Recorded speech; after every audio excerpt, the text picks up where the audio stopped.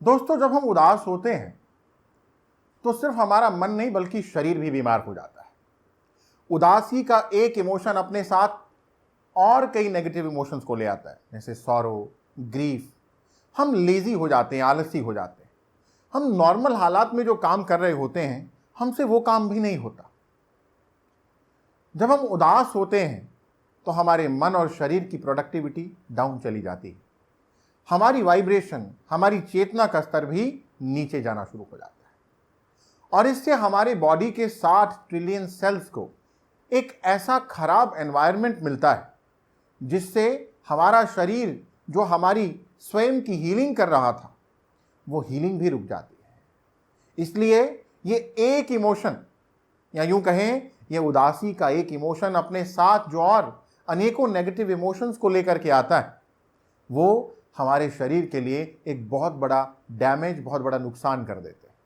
दोस्तों, मैं आप सभी का अपना गौरव विग आज आपके साथ बात करूंगा कि इस उदासी के इमोशन को जब आप फेस करें तो आपको क्या करना चाहिए, ताकि आप इस इमोशन से वापस अपने बॉडी में एक ऐसा माहौल क्रिएट कर सकें, होम्योस्टेसिस का एक ऐसा एनवायरनमेंट अपने सेल्स को दे सकें जिससे आपकी हीलिंग सदा होती रहे और आप प्रोडक्टिव रहें। दोस्तों, मैं ये नहीं कह रहा कि उदासी आएगी नहीं या आपको उदास होना ही नहीं है, क्योंकि कई बार मैंने भी उदासी को फेस किया है और हर व्यक्ति करता है, क्योंकि एक नेचुरल इमोशन है। परंतु अगर हम लंबे समय तक 24 घंटे या इससे भी ज़्यादा तक उस उदासी की स्टेट को बना करके रखते हैं, तब हमारे शरीर में ये सब डैमेज होना शुरू हो जाता है। इसलिए उदासी आई तो आने दीजिए, परंतु उसमें से जल्दी बाहर कैसे आएं, उसी के लिए मैं आपके साथ शेयर करूंगा ये कुछ पॉइंट्स। पहला, अगर उदासी आई है तो जिस कारण से उदासी आई उस कारण को आइडेंटिफाई करो और देखो कि क्या वाकई में ये कारण इतना बड़ा था कि जिसके कारण आप इतना लंबा समय उदास रहे, और क्या ये कारण इतना बड़ा है कि आप अपने 80 बिलियन न्यूरॉन्स को नेगेटिव न्यूरोट्रांसमीटर्स दें, आप अपने शरीर में लोअर इमोशंस को बनाएं। अगर किसी की मृत्यु भी हो गई, आपने किसी को खो भी दिया, तब भी अपने आप को याद कराएं कि उनकी अच्छाइयाँ क्या थी, उनके साथ बिताया हुआ अच्छा समय उसको याद करें, उनके साथ जो क्वालिटी पल आपने बिताए, उन्होंने अपने जीवन को किस ढंग से जिया उसको याद करें, ताकि आप अपने ध्यान को, अपनी कॉन्शियसनेस को शिफ्ट कर सकें। दोस्तों, दूसरा है कि आपको रात को कभी भी इस उदासी को अपने साथ अपने सोने के बिस्तर तक नहीं ले जाना चाहिए। अगर आप सोने के लिए जा रहे हैं और इसी उदासी की स्टेट में हैं, तो सोने से पहले इस उदासी की स्टेट से बाहर आ जाइए, क्योंकि रात को एक ऐसा समय होता है जब आपकी हीलिंग चल रही होती है, जब होम्योस्टेसिस का स्टेट आपके शरीर में बन जाता है, जब आपकी गोल मैनिफेस्टेशन हो रही होती है। और यदि आप रात को उदास हैं, नेगेटिव इमोशंस में, लोअर इमोशंस में, लोअर स्टेट में सोने जा रहे हैं, तो नुकसान दिन से कई गुना ज़्यादा होगा। दूसरा, रात के समय ब्रेन वेव्स लो होती हैं, मतलब हम अल्फा स्टेट में होते हैं या हम डेल्टा स्टेट में होते हैं, और उस समय हमें हमारे शरीर में एक बहुत सुंदर माहौल बनता है, स्वयं की हीलिंग हो रही होती है, एक रेस्टोरेटिव स्लीप की अवस्था में होते हैं। उस समय हमारा गोल मैनिफेस्टेशन जो है वो बड़ा फास्ट हो जाता है। हम जिस विचार के साथ सोते हैं वही विचार हमारा अगले दिन का पहला विचार बन जाता है, और पूरी रात हम बस उसी विचार का ताना बाना बुनते रहते हैं। इसलिए रात को उदासी के साथ कभी ना सोएं। अगला कारण है कि रात के समय जब हम गहरी नींद में होते हैं तो मेलाटोनिन बनता है, जो हमारे लिए नींद की गतिविधियों को नियंत्रित करने वाला और साथ ही साथ स्पिरिचुअल हार्मोन भी है।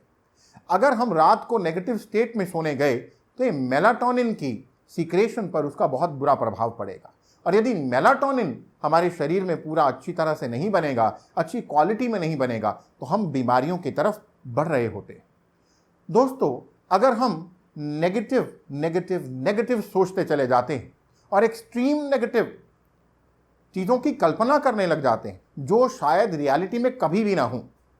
कई लोगों को आदत होती है कि वो नेगेटिव नेगेटिव, उससे आगे उससे आगे उससे आगे बहुत सारी स्थितियों और परिस्थितियों की कल्पना करने लग जाते हैं। तो अगर आप ये करेंगे तो आपका मन ये नहीं जानता है कि आप रियलिटी में उस स्थिति को फेस कर रहे हैं या केवल आप उस चीज़ की कल्पना कर रहे हैं। और आपका मन जब ये फर्क नहीं करता तो आपके शरीर में नेगेटिव न्यूरोट्रांसमीटर्स बनने शुरू हो जाते हैं, जिससे आप अपने आप को बीमारियों को और धकेलने लग जाते हैं। इसलिए फिर से याद रखें कि रात को सोने से पहले इस उदासी की स्टेट से बाहर आना है। तीसरा है कि आपको वर्तमान पल में रहने की प्रैक्टिस करनी होगी। Live in the present moment. कितने सारे संतों ने, गुरुओं ने, महान शख्सियतों ने कहा है कि वर्तमान पल में जीना सीखो, लिव इन प्रेजेंट मोमेंट। क्योंकि जब भी आप प्रेजेंट मोमेंट में आते हो तो आप इन लोअर फ्रीक्वेंसी के इमोशन से मुक्त हो जाते हो, जिससे आपके अंदर जो सेल्फ टॉक चल रही है वो भी पॉजिटिव होनी शुरू हो जाती है। और प्रेजेंट मोमेंट में आने का सबसे अच्छा टूल है डीप ब्रीदिंग, गहरी सांस लेना। इस पर मैंने बहुत बढ़िया वीडियो और बहुत सारा ज्ञान आपके साथ अपनी पिछली ही वीडियो में साझा किया है। तो आपने यदि अभी तक वो वीडियो नहीं देखा है और डीप ब्रीदिंग के बारे में और डिटेल में जानना चाहते हैं तो उस वीडियो को विजिट कर सकते हैं। दोस्तों, डीप ब्रीदिंग करते ही जैसे ही आप गहरी लंबी सांस लेते हैं तो आप पाते हैं कि कुछ ही सांस लेने भर से आप प्रेजेंट मोमेंट में स्थिर हो जाते हैं और आप इस उदासी की और बाकी के नेगेटिव इमोशन से बाहर आ जाते हैं। चौथा पॉइंट है कि आप कुदरत में समय बिताएं, अपने सराउंडिंग्स को क्लीन करें। चाहे आप डस्टिंग करें, चाहे आप अपना डेस्क ऑर्गेनाइज करें, चाहे आप अपनी अलमारी को ऑर्गेनाइज करना शुरू कर दें। कुछ समय कुदरत के साथ बिताएं, नेचर में जाएं और हो सके तो सन बैथिंग भी करें। सूर्य के धूप में, प्रकाश में कुछ समय ज़रूर बिताएं। इससे भी आप इस उदासी के इमोशन से आज़ाद होना शुरू हो जाते हैं। दोस्तों, फिफ्थ पॉइंट, अगला पॉइंट जो मैं आपको बताना चाहूंगा वो ये है कि आप अपना दिल खोलें। मतलब अपने भीतर के इमोशंस को किसी के साथ शेयर करें। बहुत से लोग ऐसे हैं जो शेयरिंग नहीं करते। अगर शेयर नहीं करेंगे तो आप अपने इमोशंस को अंदर रखेंगे और एक न एक दिन वो इमोशंस, क्योंकि इमोशंस को अगर हम समझें तो that is energy in motion, तो वो जो मोशन में रहने वाली एनर्जी थी आपने उसको दबाया तो एक ना एक दिन वो बीमारियों के रूप में, बड़ी बीमारियों के रूप में विस्फोट करेंगी और तब आप कुछ नहीं कर पाएंगे। इसलिए शेयर कीजिए। अगर आप ये सोच रहे हैं कि शेयर किसके साथ करें, कोई ऐसा पात्र भी तो होना चाहिए, तो दोस्तों अगर आपके पास कोई ऐसा मित्र, रिश्तेदार, कोई ऐसा व्यक्ति नहीं है तो आप भगवान, गॉड, वाहेगुरु, अल्लाह, जिसको भी आप मानते हैं उससे बात करना शुरू कीजिए, पर अंदर से निकालिए। और ये भी नहीं कर सकते तो पेपर पर लिखना शुरू कर दीजिए। जितना हो सके बस निकालिए, उल्टी कर दीजिए, अंदर से सब बाहर आने दीजिए और बाद में चाहे उस कागज को फाड़ कर या जला दीजिए कि कोई और पढ़ेगा, कुछ और बवाल खड़ा हो जाएगा, परंतु निकालिए दोस्तों, अपने भीतर से निकाल दीजिए।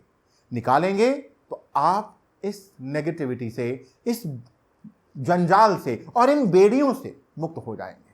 अगला पॉइंट है कि आप ग्रेटफुल हो, धन्यवादी हो। लगभग सभी धर्मों ने एक बात बोली कि आप धन्यवादी हो, कृतज्ञ हो, शुक्राने के भाव में रहें, बी ग्रेटफुल।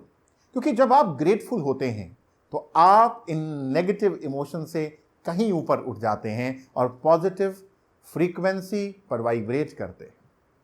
दोस्तों, अब यहां पर कई लोग ये सोचेंगे कि अब जब सब कुछ खराब चल रहा है तब कैसे ग्रेटफुल हो। जब सब कुछ खराब चल रहा है दोस्तों, तब भी आपके पास बहुत सी ऐसी चीजें हैं, बहुत से ऐसे कारण हैं, बहुत सी ऐसी नियामतें हैं जिनके लिए आप ग्रेटफुल हो सकते हैं। इसलिए आप अपने शरीर के लिए ग्रेटफुल हो सकते हैं, अपनी इन 2 आंखों के लिए ग्रेटफुल हो सकते हैं, अपने 2 हाथों के लिए ग्रेटफुल हो सकते हैं, जो कपड़े आप पहन रहे हैं उनके लिए ग्रेटफुल हो सकते हैं, जो खाना आप खा रहे हैं उसके लिए ग्रेटफुल हो सकते हैं, जो रिश्ते आपके जीवन में हैं उसके लिए ग्रेटफुल हो सकते हैं, जो धन आपके पास है उसके लिए ग्रेटफुल हो सकते हैं, और यदि और कुछ नहीं तो मिलने वाली इस हवा, ऑक्सीजन के लिए, मिलने वाली धूप के लिए, छांव के लिए ग्रेटफुल हो सकते हैं। इसलिए ग्रेटफुल हों और इसकी प्रैक्टिस ऐसे करें कि ये प्रैक्टिस आपके जीवन का एक हिस्सा बन जाए।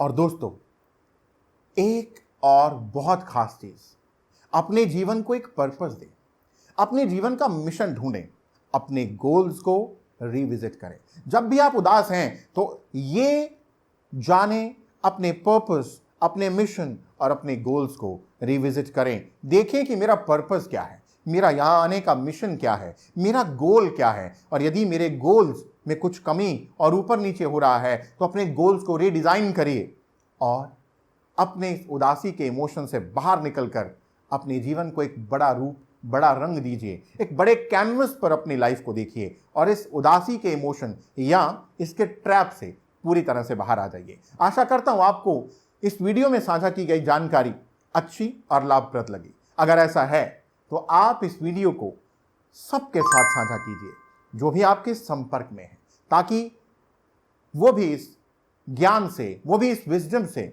लाभ उठा सके। आप सभी सदा खुश रहें, आनंदित रहें और स्वस्थ रहें। Thank you very much.